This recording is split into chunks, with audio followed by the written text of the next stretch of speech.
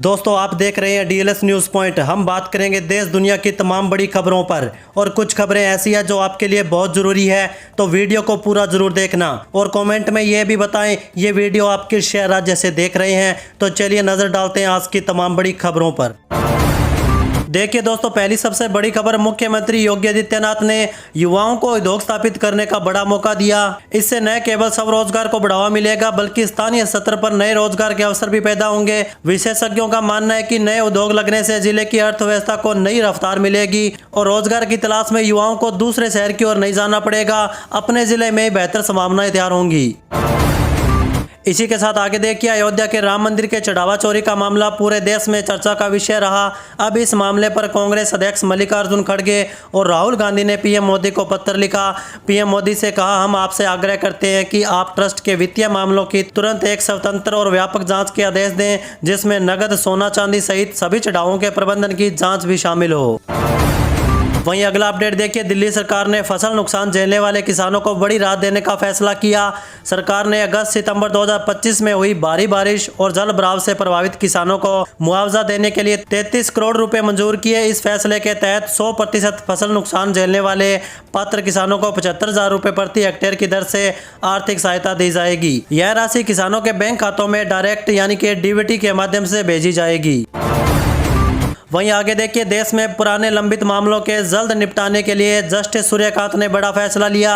दरअसल सीजेआई सूर्यकांत ने एक नया रोस्टर जारी किया, जिसके तहत 4 खास बेंचें सुप्रीम कोर्ट के सबसे पुराने सिविल और क्रिमिनल मामलों की सुनवाई करेगी। चलिए आगे अपन एक बार मौसम अपडेट पर नजर डालते हैं। देखिए, उत्तर पूर्व और पूर्वोत्तर भारत में मानसून पूरी तरह से एक्टिव हो चुका है। मौसम विभाग ने यूपी, बिहार, दिल्ली, पंजाब, हरियाणा, जम्मू कश्मीर, उत्तराखंड, हिमाचल समेत 14 राज्यों में हल्की से लेकर भारी बारिश का अलर्ट जारी किया। इस दौरान 40 से 70 किलोमीटर प्रति घंटे की रफ्तार से आंधी तूफान की भी संभावना रहेगी। इसके अलावा अन्य राज्यों में भी बारिश की संभावना है। वहीं अगली बड़ी खबर देखिए, एनआईए की कार्रवाई और जुलाई में देश भर के 20 से अधिक ठिकानों पर हुई छापेमारी से आतंकवाद के एक नए पैटर्न का खुलासा हुआ। जांच एजेंसियों ने पाया कि आतंकी अब युवाओं को फंसाने के लिए एक सुनियोजित 3F मॉडल का इस्तेमाल कर रहे हैं। इस रणनीति के तहत सबसे पहले इंस्टाग्राम जैसे लोकप्रिय सोशल मीडिया प्लेटफॉर्म के माध्यम से संभावित युवाओं से संपर्क साधा जाता है। वहीं देखिए दोस्तों, चढ़ावा चोरी मामले के बाद अयोध्या राम मंदिर की सुरक्षा व्यवस्था कड़ी कर दी गई है। निजी सुरक्षा कर्मियों की संख्या बढ़ाने के साथ उनका मानदेय भी 16,000 से बढ़ाकर 18,000 रुपये कर दिया गया। चढ़ावा चोरी प्रकरण की जांच अभी भी लगातार जारी है। इस बीच गणना कक्ष की सुरक्षा व्यवस्था और कड़ी की गई। सीआरपीएफ और पुलिस सहित अन्य कई सरकारी सुरक्षा एजेंसियां तो तैनात की गई है। साथ ही यहाँ 2 निजी सुरक्षा कर्मियों को प्रमुख स्थलों पर तैनात किया गया है। चलिए अगला अपडेट देखिए, उड़ीसा सरकार ने कैंसर मरीजों को बड़ी राहत देते हुए आयुष्मान भारत और गोपबंधन जन आरोग्य योजना के तहत अत्याधुनिक उपचार सुविधाओं का दायरा बढ़ाने का फैसला किया। राज्य सरकार कैंसर उपचार से जुड़े 121 नए पैकेज शामिल करने जा रही है, जिससे हजारों मरीजों को चिकित्सा सुविधाओं का लाभ मिल सकेगा। वहीं अगली बड़ी खबर देखिए, मुख्यमंत्री सम्राट चौधरी रविवार को एक दिवसीय आधिकारिक दौरे पर बेगूसराय पहुंचे। इस दौरान वे राज्य भर के 551 सरस्वती विद्या निकेतन स्कूलों का उद्घाटन किया। इसके बाद जनसभा और जनसंवाद कार्यक्रम को संबोधित भी किया। मुख्यमंत्री के दौरे को लेकर जिला प्रशासन ने सभी तैयारियां पूरी की और सुरक्षा व्यवस्था के व्यापक इंतजाम किए गए। इसी के साथ आगे बढ़ते हैं खबरों में। देखिए, सुप्रीम कोर्ट अयोध्या राम मंदिर के चढ़ावे में कथित हेराफेरी के निष्पक्ष और तय समय सीमा के भीतर जांच की मांग करने वाली कई याचिकाओं पर 20 जुलाई को सुनवाई करेगा। शीर्ष अदालत की सूची के अनुसार इस मामले से जुड़ी 4 अलग अलग याचिकाओं पर प्रधान न्यायाधीश सूर्यकांत, जस्टिस जॉय माल्या बागची और जस्टिस वी मोहना की पीठ सुनवाई करेगी। वहीं अगली बड़ी खबर देखिए, अमेरिका के होमलैंड सिक्योरिटी डिपार्टमेंट ने इमिग्रेशन से जुड़ा एक नया और सख्त नियम लागू किया। इसके तहत F1 छात्रा visa holders, J1 exchange visitor और विदेशी पत्रकारों के लिए आई वीजा होल्डर के अमेरिका में रहने की समय सीमा अधिक से अधिक 4 साल तय कर दी गई है। चलिए अगला अपडेट देखिए, उत्तर प्रदेश के विधानसभा चुनाव के लिए बिहार के भाजपा के सहयोगी दलों ने भी ताल ठोकना शुरू कर दिया है। लोक जनशक्ति पार्टी रामविलास ने चुनाव में उतरने का ऐलान किया। बिहार के पूर्व मुख्यमंत्री नीतीश कुमार की पार्टी जनता दल ने भी उत्तर प्रदेश के विधानसभा चुनाव में उतरने की घोषणा कर दी है। पार्टी हर विधानसभा में सम्मेलन कर संगठन को मजबूत करेगी। पार्टी के कार्यकारी अध्यक्ष से लेकर बिहार सरकार के मंत्री तक यूपी में प्रचार करेंगे।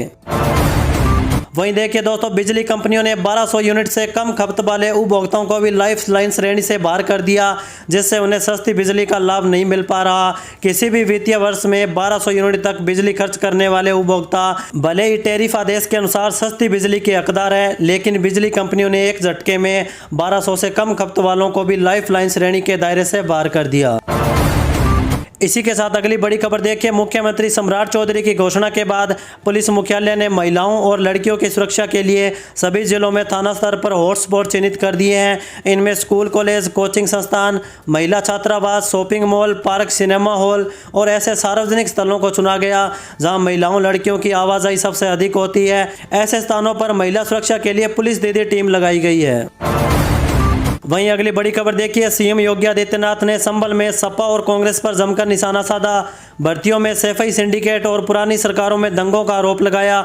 उन्होंने अपनी सरकार की उपलब्धियां भी गिनवाई, जिसमें कानून व्यवस्था, विकास कार्य और गरीबों के लिए योजनाएं शामिल थी, जबकि बसपा का उल्लेख नहीं किया।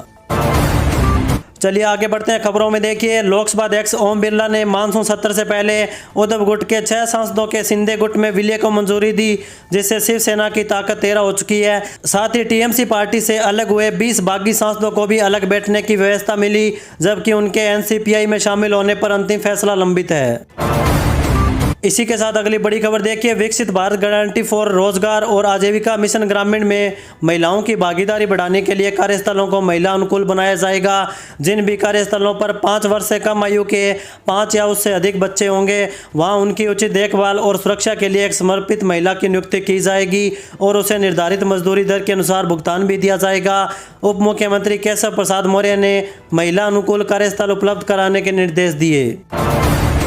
वहीं देखिए दोस्तों, असदुद्दीन ओवैसी ने कहा कि हम किसी समुदाय के खिलाफ नहीं और न ही हमारी पार्टी सांप्रदायिक है। भाजपा को रोकने के लिए अन्य किसी भी पार्टी से गठबंधन के लिए वे तैयार हैं।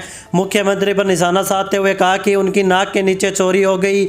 ऐसा लगता है जो स्कैनर लगाया था वह लूट के लिए लगाया गया था। चलिए अगला अपडेट देखिए, कोरोना काल के बाद इस बार 7 जुलाई से भारत चीन व्यापार शुरू होना था। इसके लिए भारत की ओर से पिथौरागढ़ जिले के गुंजी में ट्रेड कार्यालय स्थापित हो चुका है। 134 भारतीय व्यापारियों को ट्रेड लाइसेंस भी जारी कर दिए गए। चीन की ओर से कहा जा रहा है कि तकलाकोट मंडी में भारतीय व्यापारियों के लिए दुकान और गोदाम की व्यवस्था अभी पूरी नहीं हो पाई। वहीं अगली बड़ी खबर देखिए, महेंद्र पार्क थाना क्षेत्र में एक नाबालिग से दुष्कर्म का मामला सामने आया। पीड़िता की शिकायत पर पुलिस ने उसके पिता के खिलाफ भारतीय न्याय संहिता के संबंधित धाराओं और पॉक्सो एक्ट के तहत मामला दर्ज किया। पुलिस के अनुसार पीड़िता ने शिकायत में बताया कि उसके पिता बादली गांव में उसकी दादी के साथ रहते हैं, जबकि वह अपनी मां और 10 वर्षीय भाई के साथ जहांगीरपुरी में रहती है।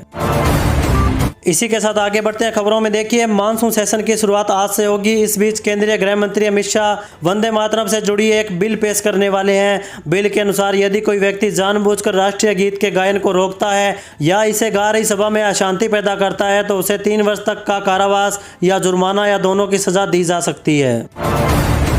चलिए अगली बड़ी खबर देखिए, दिल्ली के जंतर मंतर पर अनशन कर रहे सोनम वांगचुक को शनिवार को पुलिस ने अस्पताल में शिफ्ट कर दिया। वांगचुक 21 दिन से वहां पर अनशन कर रहे थे। हालांकि अस्पताल पहुंचने के बाद भी सोनम वांगचुक अनशन जारी है। उन्होंने दवा लेने से इनकार कर दिया। अस्पताल में एक्सपर्ट डॉक्टरों की टीम उनकी निगरानी कर रही है।